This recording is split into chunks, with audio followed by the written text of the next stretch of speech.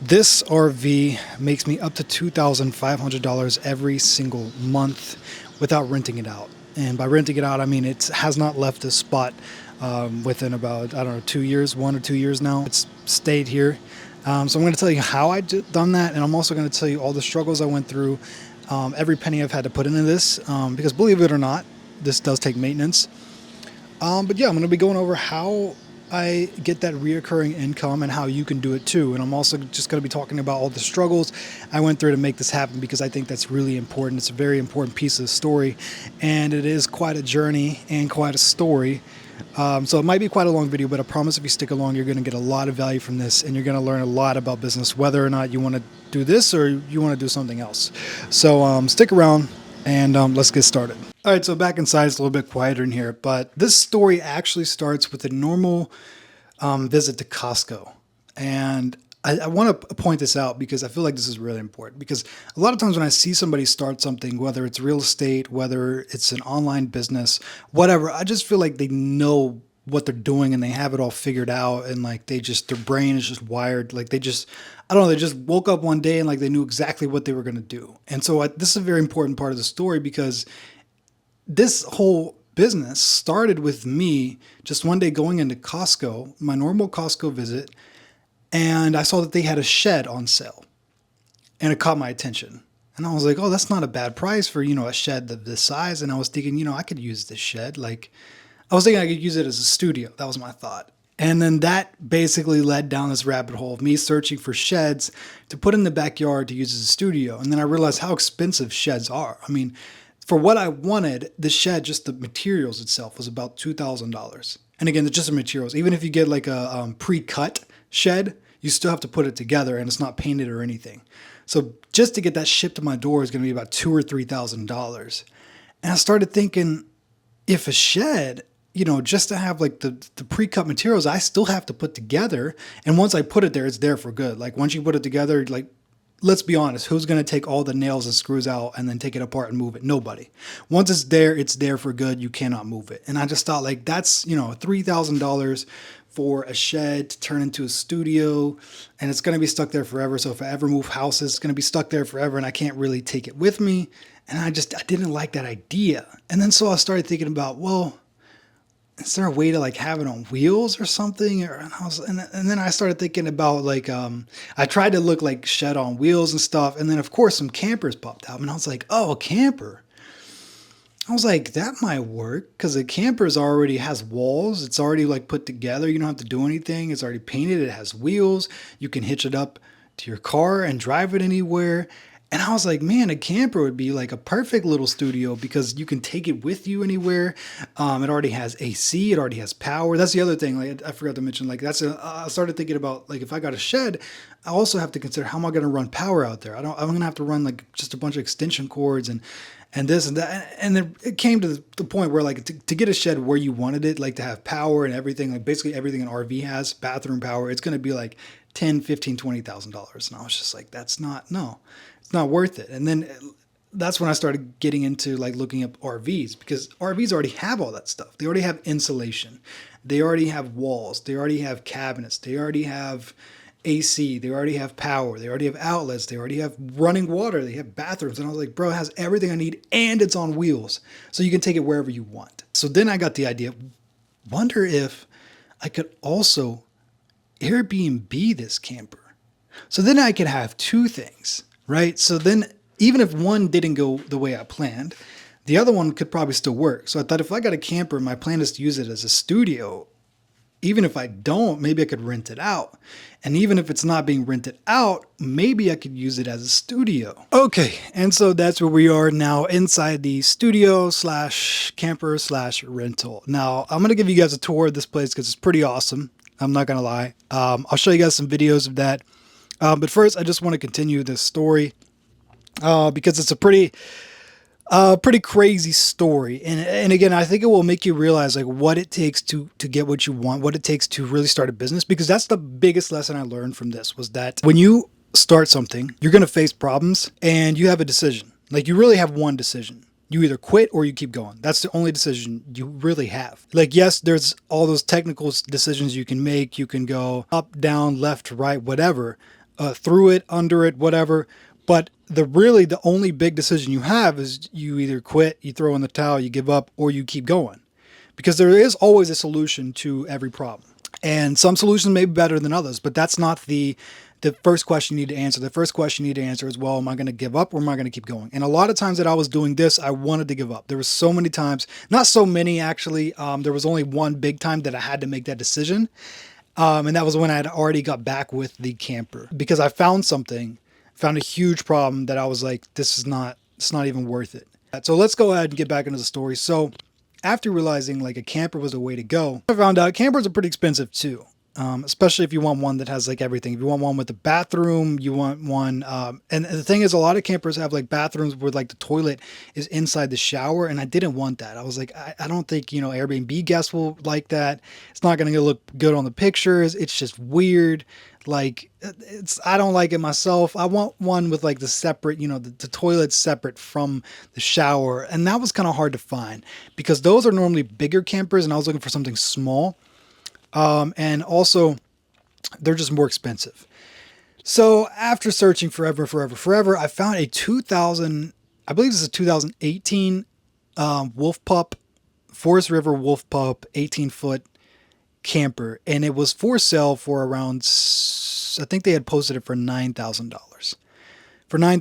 And my budget was like $10,000. I knew I could spend like $10,000. I knew I was going to have to spend some on like decorations and stuff, but I was like, the camper itself, the max I want to spend is like, it was actually like 8,000, but I was like, if I can find something really good, I'll throw in a little bit, 2,000 more. This was in Tennessee, which is about 2 hours from me. So I had to drive down there, look at the camper. And after I'd found some problems with the camper, for example, where I'm sitting at right now, this is a slide. The slide was stuck out. And you cannot travel on the road with the slide stuck out. So we were he literally brought like a tiny like bulldozer, I think it's called a bobcat or something, a little bulldozer to try to push the slide back in. And you could tell it was really stuck and it was crooked and it was just bad. And at that point, I just wanted to kind of give up on the deal. But I was like, I drove all the way out here.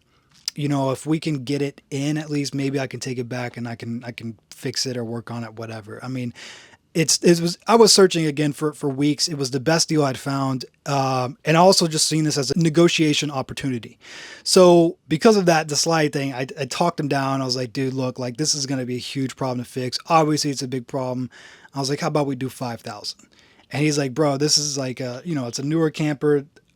He's like, like you won't find a deal this good. And he's like, I can't do that. And we went back and forth. We ended up, I think, doing $6,700, I think was the price. $6,700, which for this camper, I would never have found a better deal. Even though with the problems that it had, I still would have never found a better deal than this. I mean, this is a pretty new, modern camper. It's pretty nice. And $6,700 is not bad. So everything was going great, right? Until not very long after, on our way back home. By the way, this is the first time I ever hauled anything. I was nervous about that. I've never hauled anything in my life, ever. And now the first time I'm hauling I think this thing is about 4,000 pounds. I don't know, somewhere between 3 to 5 or 6,000 pounds. 18-foot camper with a very tiny Honda Ridgeline, 2 hours back to my home. And I was kind of nervous about it. And then everything was going good. And I was like, this ain't that bad. And then about an hour into the trip, the camper started shaking really bad. And I didn't know what was going on. And then all of a sudden, it just like, it was shaking like this. I could feel it like in the steering wheel. And then it just like, it got like super like jolted. And then it got like really smooth all of a sudden. And then I had seen a tire. As I was looking through the windshield, I saw a tire just slamming down the road and just knocking over cones, and then it hit the center divider and it just launched into the air and it was gone, disappeared. That tire was actually one of the camper tires. So I had to pull over and I was like, holy shit, a tire just flew off. Like, what happened? Oh my God. Like, what just happened? It was storming, by the way. It was storming really hard. It was a lightning storm. And I was like, okay, I just got to get out and change the tire. That's what I thought. However, I got outside of the camper, but when I went back to look at the damage that had been done, the bolts had actually broken off inside of the, inside, I don't even know what you call it, the well, the tire well, I don't know what you call it, but the bolts had broken off. The lug nuts had The lugs had broken off inside, and so there was no way to change it. I couldn't just take off the spare because the lug nuts were gone. They were stripped off. They were I don't even know what happened. I don't know how that even happened. It was getting close to midnight at this point. It was already super late, and it was a lightning storm, and I was like, I'm screwed because who am I gonna find at this time of night to like even to help me? Like what kind of road service or tow truck? Like I've never been in that situation. I had no idea what to do, and this was the first incident of what I will call hell. Because I truly believe to get something that's well worth it, you have to go through hell. And to get something you want, you have to go through hell. And this was the first instance in my journey that was that taste of hell. How did we solve this problem? Well, thankfully I wasn't alone. I was with my wife, and she had found some guy who was he was about 40 minutes away, I believe. And I talked to him on the phone, and he was like, oh yeah, I know what your problem is. I can go pick up lug nuts for you and then probably drive it out there. And he was like, oh, but the auto parts store is going to close soon. And he's like, I'm not sure if I can make it. And I was like, oh man, I was like, dude, you're my last hope. Like, if you could just try, like, please, like otherwise I'm going to be stuck here on the side of the road with my family in a lightning storm until morning. And I was like, that's not, what I want. I'm on the side of the highway with semi trucks just flying by. And every time I flew by, our whole caravan was just shaking. And so I was like, dude, please, please. Sure enough, he's like, okay, I'll see what I can do. And again, there's no address, right? So I had to just send him my location. I took screenshots of like where it said I was on the map. And also our phones are dying. Our phones are dying because although we have the charger in the car, because it's like lightning storm and we had to go out and use our flashlights to see what was going on, our phones got wet. And when your phone gets wet and you try to plug it in, it just makes that like dee dee dee dee dee dee, and it won't charge. So our phones were dying. We're stuck on the side of the road. There's a lightning storm. There's just semi trucks blaring by just a few feet from us. And it was just miserable. We had a newborn baby too. I didn't even mention that. We had a newborn baby with us. She was probably a month old. And a dog with us too. And it was just miserable. We had planned to drive out, get the camper, and drive back. And now we're stuck on the side of the road for like an hour at midnight in a lightning storm. Phones are dying. And I was just like, what did I do to deserve this? Like, this is worst case scenario. I was so scared to drive. I mean, it's not, we could have wrecked and we could have got hurt. It's really not worst case scenario, but it's a pretty bad, place to be in. But story gets better from here. A little bit. So the guy showed up. I was waiting there and waiting there and waiting there. And I thought, man, it's late. Like, this guy's not going to show up. Like, if I was him, I wouldn't show up. Somebody calls me at midnight and asks you to drive an hour away to help them on the side of the road during a lightning storm. Like, bro, I'm not going to show up. It's midnight. I can just go to sleep. After waiting, I don't know, maybe a half hour, I saw headlights in my rearview mirror, like pull up behind me. And I was like, no way, is this him? I thought it was either going to be him or a cop. And it was him. And I actually took some videos, and I'm going to show that here because I just couldn't believe it. This guy's an angel. I gave this guy like a huge tip too, because that is not something you do because it's your responsibility. That's something you do because you're a good person. He didn't have to go out there. That wasn't like his job, right? Like if you go into a hospital and a doctor helps you out, like that's his job. This guy did not have to show up at all. And he did. And this dude in my mind is like a little angel. I know that sounds like over dramatic. I just feel it's so rare to have somebody put that much effort to help a stranger. And you know what he charged me at the end of it? He said, I think he told me it was going to be like $150, which was like 50. He said $50 for the trip charge for driving almost an hour. So basically like $100 for going and picking up the lug nuts and then changing the tire and putting it back on there, lifting up the camper, all of that.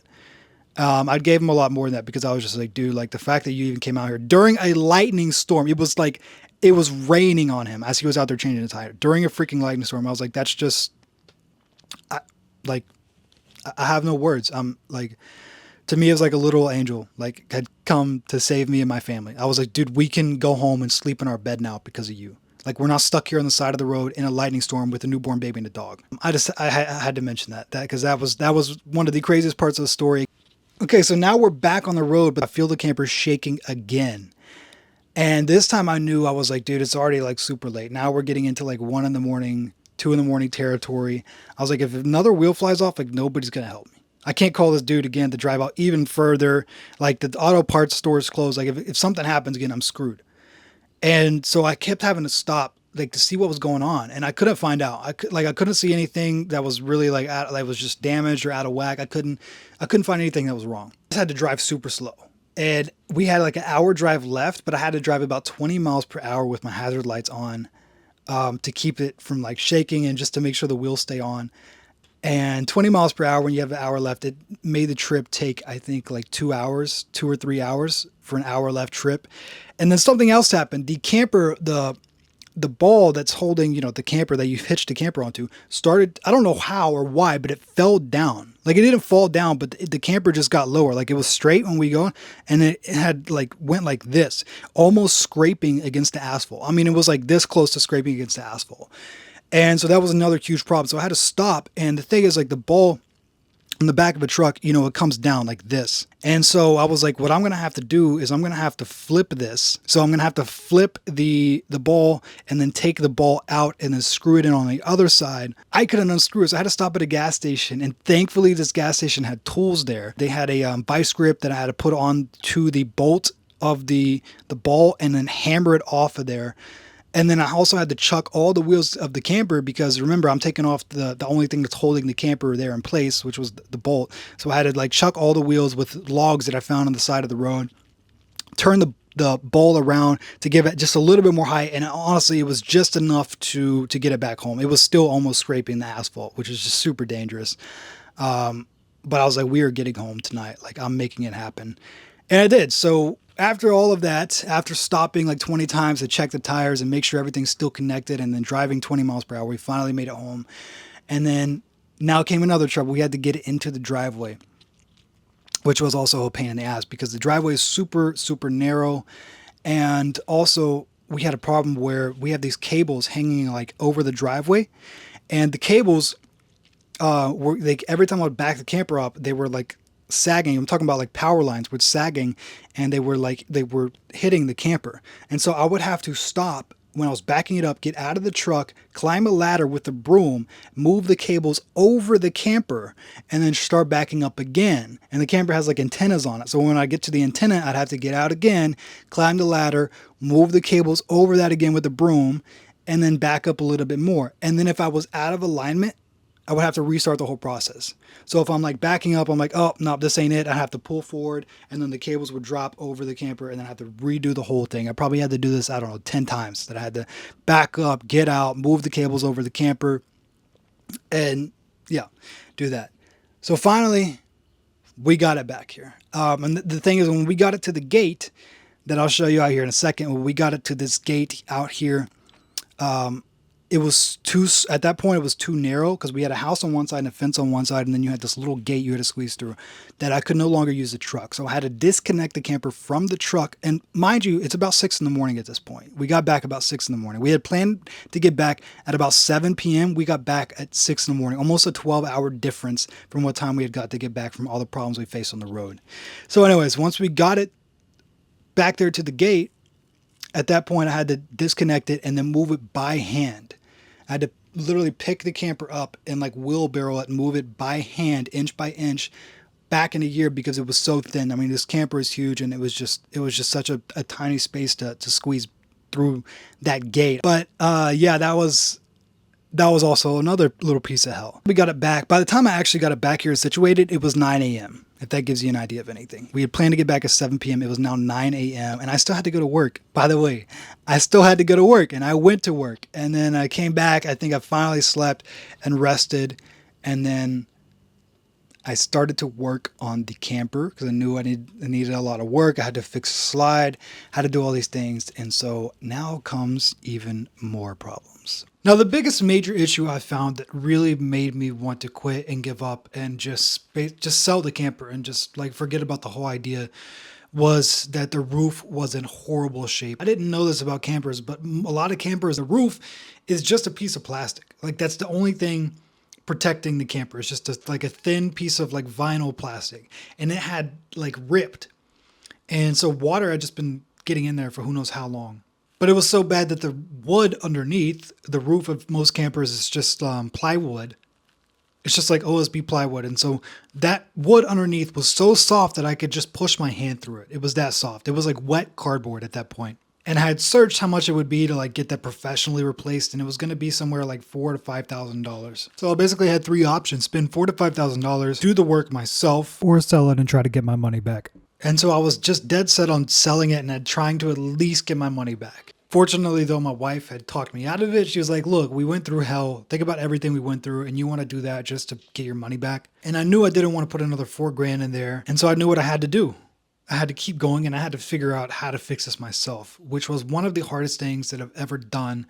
But at the same time was one of the most rewarding things I've ever done, because it made me realize that every single problem does have a solution. It goes back to the old proverb, seek and ye shall find. And I kept looking everywhere for how to solve this problem. And there were some references that I could use to solve this problem for myself.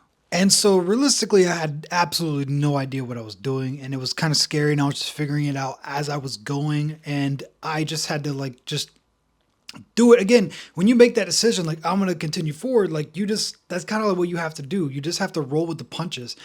And so I knew like the tarp had to go, so I had to cut into it, which was really hard to do because like once you do that, there's no going back. But I was like, it's already ripped, whatever. Let me cut into it. And the problem just got worse and worse. Like I thought it was just this spot is rotted, and I cut into it, and I was like, oh, the whole roof, and I had to cut it off, and it was literally hanging off the side. It looked scary, and it reminded me of something my grandfather told me that kind of motivated me through this. He has skylights in his bedroom, beautiful skylights in his bedroom that let in a bunch of like sunlight and just makes the room like light up. And I didn't know that he did that for the longest time, but he told me he did it himself. And I was like, well, how did you do that? All he said was, well, when you cut a hole in the ceiling. And it made me realize that, well, when you cut a hole in the ceiling, at that point, you got to figure it out. Right? There's no other option. It kind of reminds me of the quote, like burn the boats. But I like cut a hole in the ceiling better because most people don't have boats that they can burn. But it was my literal situation, right? I literally cut a hole in the ceiling, pulled the tarp off, and at that point, like I had no choice. I had to get this done, especially because now like the roof is completely exposed. I got to get this done. And also I had pressure of like, I knew that the sooner I got this done, the sooner I could start getting my money back.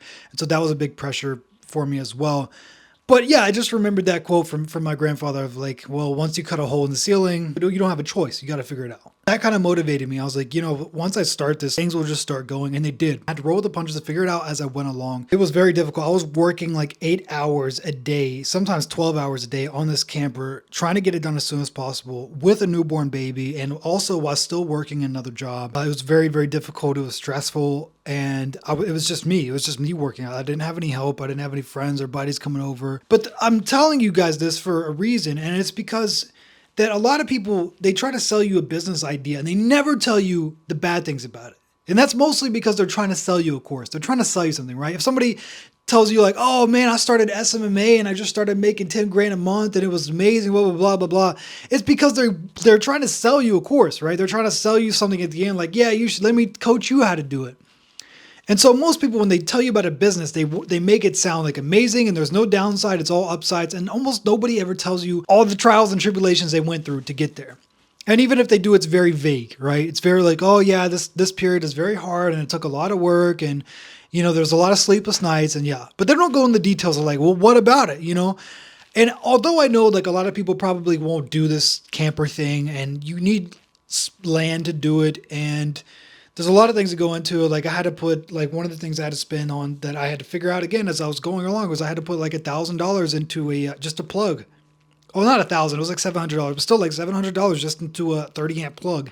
Because if you try to plug this into just a normal 50 amp plug, it's not going to work. I mean, it'll work, but once you start flipping too many things on, the breaker in your house is going to flip. And so although I know a lot of people aren't going to do this camper thing per se, I'm telling you this because I think it's important to understand that no matter what business you go into, whatever you decide to do, you're going to have to go through hell.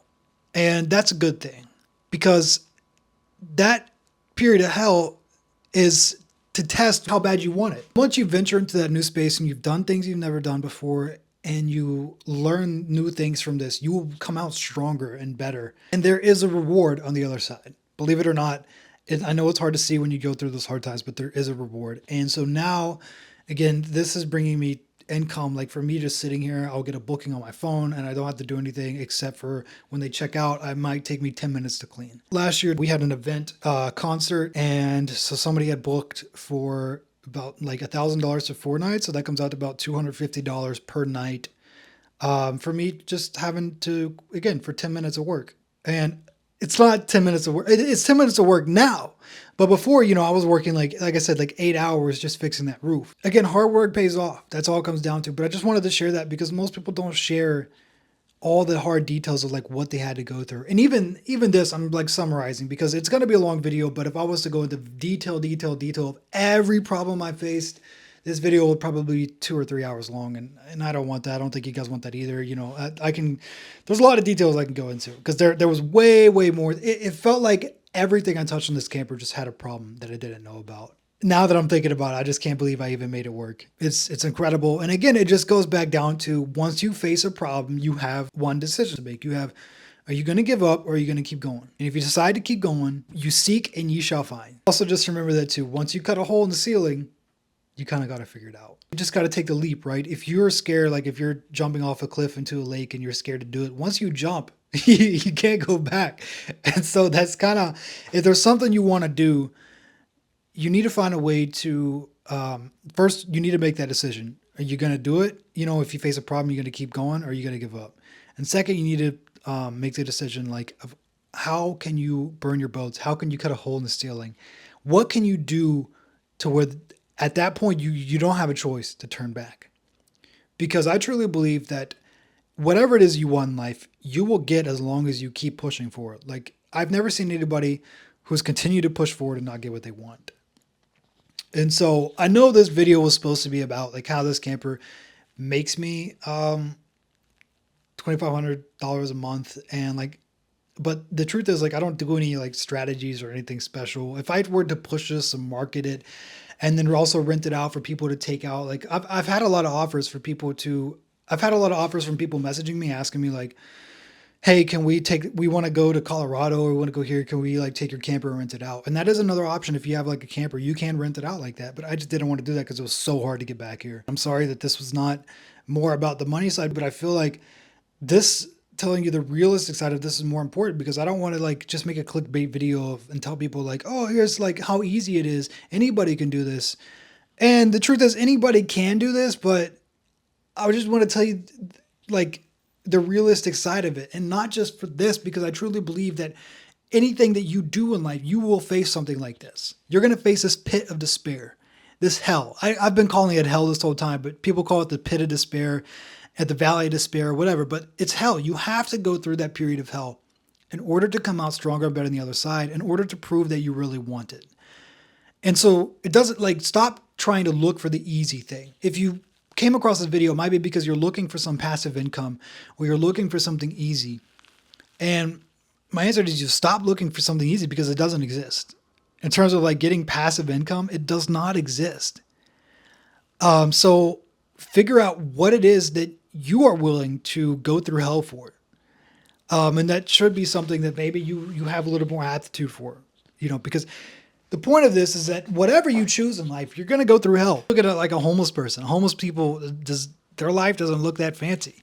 And you could say, well, what about like somebody who works their ass off and then they have to pay taxes and then they have all these other struggles that they have to do. It's like, well, that's hell too. So choose your hell is what I'm saying. Like in life, you're going to go through hell no matter what. So stop looking for like, oh, I want a passive income. I want to easy this. I want to easy that. And I just want to, sit back and collect money. Choose your hell. Once you start thinking about life as in like choosing your hell, then doors will start to open. Then paths will start to become clear.